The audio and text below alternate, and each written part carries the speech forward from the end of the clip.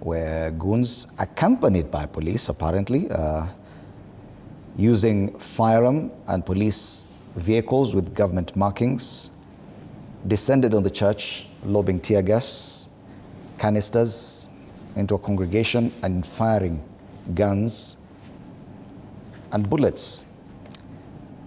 United in Impunity is a front page of the Daily Nation, talking about the fact that senior police officers have not given direction on whether or not the investigations have begun and what direction they have taken. None of the politicians who are present there has been summoned to provide a statement.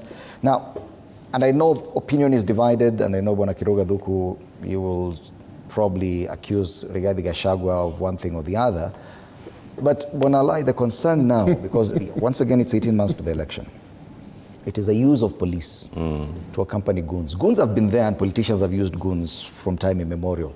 But now, whether it was Rigathi Gachagua or anyone allied to the government, the fact that you can actually access police protection and police issued firearms and police vehicles to use for political expediency, that's the challenge I'm seeing. Whoever is behind this, do you agree that that is indeed a challenge? I think the security is a challenge to this country, and it's an area which I think we have forgotten, because the country is progressing and is moving forward. It's developing in very many regards. But we have left key government institutions in their 1960s, 1970s, 1980s state, especially the police. You know, if you check on the police as an institution, it has not grown much. And I wish that we need to understand that the police will be used if we don't allow them to mature to an extent where the country is also developed. The other aspects, the other arms of the government or the institutions of state are developing, but the state is remaining behind. When we don't remunerate, when we don't equip them, when we give them single weapons, you know, if you go to US or to other countries where it's a bit developed, even in South Africa, you'll find a police officer with an urban belt, you know, with a belt where he has a whip, he has a taser, he has a pepper spray. He can use multiple weapons to contain the same situation. But you get an officer, he is in civilian, he is not given a badge. You cannot, if you meet him, he'll just tell you, I'm a police officer. He'll never show you his ID. You have not given them a badge. We have not allowed them to have a badge. We don't give them bulletproof vest. When they see a situation which sometimes just needs a pepper spray, a whip, you know, to maybe disperse a crowd, you know, a tear gas here and there, you'll find that they are resorting to using bullets, you know, fire them up or shoot at protesters, because that's how we have armed them. We have given them a single AK-47 to come from the armory, and that is what we expect them.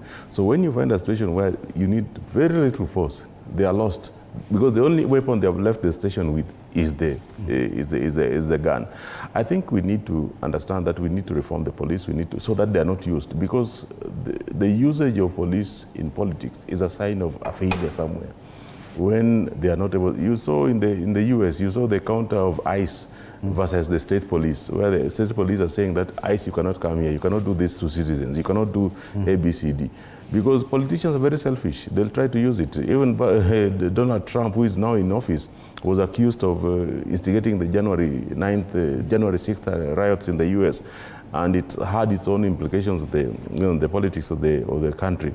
I think the police can be used in any case, because they are the people who are there, the officials who are present, the government officials who are present almost everywhere. And they might be able to be used by the opposition or the government, depending on how it suits them. Even when DCP was opening its headquarters in my ward, they had challenges, and they had their own ways of using, you know, the police to their advantage. When we realized the same Rigathi Gachagua just 1 week ago told us how Koimburi acted a script which Koimburi never talked about.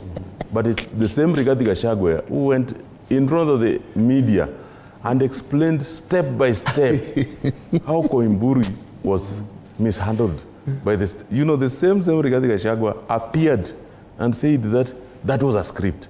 Huyu jamaa alitengeneza michezo, sarakasi, and we had to excommunicate him. He didn't live by himself.